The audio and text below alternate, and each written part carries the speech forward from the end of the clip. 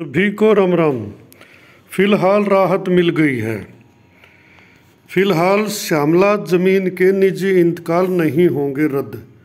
जैसा कि पिछली वीडियो में भी बताया था भाई, 7 अप्रैल को सुप्रीम कोर्ट का फैसला आ गया। एक जितनी भी श्यामला दे जमीन है उनका अगर किसी का इंतकाल चढ़ रहा है निजी आदमी का, तो रद्द करके पंचायत के चढ़ाया जाए।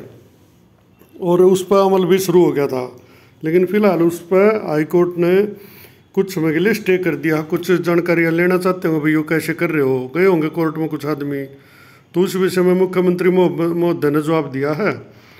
हरियाणा सरकार ने हाल फिलहाल मुश्तरका मालिकान भूमि पर निजी इंतकाल रद्द करने की प्रक्रिया को रोक दिया है। सुप्रीम कोर्ट का निर्देश का अनुपालन करने की कड़ी में प्रदेश सरकार ने जिला उपायुक्तों को श्यामला दे की जमीन का पंचायतों के नाम इंतकाल करने का संबंधित जो आदेश दिया था, फिलहाल उसे वापस ले लिया है। हाईकोर्ट के निर्देश पर ऐसा किया गया है, लेकिन यह स्थायी प्रक्रिया बिल्कुल नहीं है। हालांकि फौरी तौर पर लाखों लोगों को सरकार के इस फैसले से राहत मिली है। और मुख्यमंत्री मनोहर लाल ने विधानसभा के मानसून सत्र के आखिरी दिन कहा कि सुप्रीम कोर्ट के निर्णय के अनुसार राज्य सरकार श्यामला दे की जमीन का पंचायतों के नाम इंतकाल कर रही है। इसमें चिंता का कोई विषय नहीं, सरकार महज इंतकाल बदल रही है, मलकियत में कोई बदलाव नहीं हो रहा है। यानी मिल्कियत का मतलब फिलहाल जिसका कब्जे वगैरह हैं, क्योंकि इंतकाल का मतलब वैसे तो मिल्कियत होता है, लेकिन इनका मतलब मेरे हिसाब से कब्जे थे भाई, फिलहाल जिसका जो कब्जा है फिलहाल वो रह जाएगा।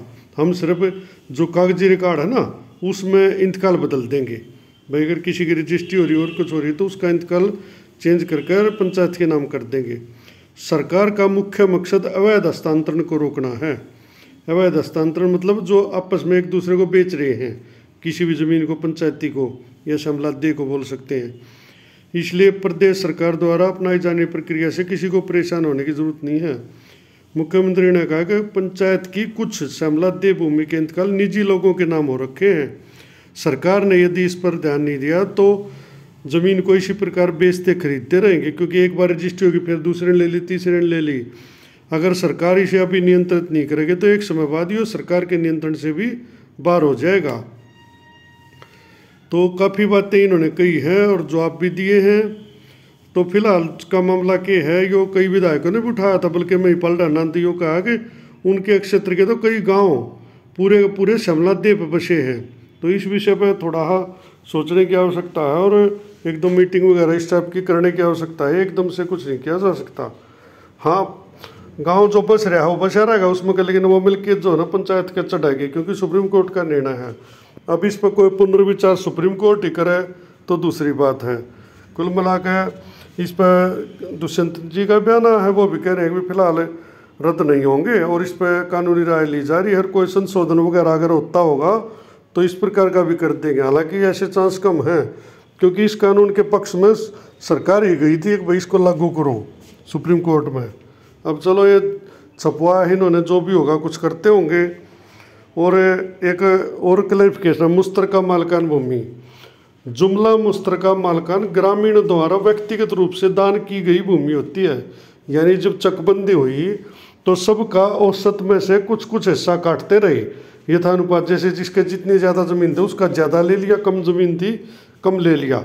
और वह ज़मीन फिर श्यामला दे के रूप से छोड़ दी लोगों के कॉमन यूज़ के लिए, क्योंकि गांव में और शहर में हर जगह जरूरत पड़ती है भाई ज़मीन को। तो जो सामूहिक सी भूमि जिस पर कोई प्रोग्राम वगैरह कर गाँव में तो ज़्यादा कहाँ चरागा, कहीं तालाब, कितना जोड़ बना दिया भाई, कितना चौपाट बना दी, कितना सामुदायिक भवन को इस टाइप का बना दिया, या कोई खेल का ग्राउंड वगैरह बना दिया। इस टाइप की ज़मीनें छोड़ी जाती थी। और उस टाइम तो पुराने समय में तो जो गौ चराने के लिए ज़मीन छोड़ी गई है बहुत सारे गाँव में तो उसने कई जगह के कर रहे हैं, मैंने पहले बताया, उसको आपस में बांटे हुए हैं। और एक आधा तो उसने बेच भी गया और बेच का अगले ने आगे बेच दी और उसके इंतकाल भी चढ़वा दिए, क्योंकि भारत है सब कुछ पॉसिबल है। तो अब मैं अपनी बात खत्म करता हूँ। मेन बात यह है भाई, फिलहाल इंतकाल जो है ना रद्द नहीं होंगे निजी। अगर किसी के नाम हो रही है तो फिलहाल वो रहेगी। इस पर जो है ना कोई केस हो गया बता रहे हैं सुप्रीम, इसमें हाई कोर्ट में गए होंगे कुछ आदमी, उनके अपने एक्सक्यूज़ होंगे, उस पर विचार होगा। और फिलहाल इस पर स्टे है और सरकार ने अपना नोटिफिकेशन फिलहाल के लिए वापस ले लिया है। इसमें अगर कुछ अमेंडमेंट करके हो सके ये दोबारा ले आए, क्योंकि ऑर्डर है सुप्रीम कोर्ट का, मानना तो वो पड़ेगा। या हो उसका जब तक हाई कोर्ट में केस चलेगा इसमें थोड़े बहुत दिन की डील मिल जाओ, या इसमें कुछ चेंज हो जाए। देखो चीज़ें सारी पॉसिबल हैं, लेकिन फिलहाल के लिए ये रहा था कि फिलहाल किसी पर कोई संकट नहीं आने वाला है। आगे भविष्य में क्या होगा वो तो भाई भविष्य ही बताएगा। धन्यवाद।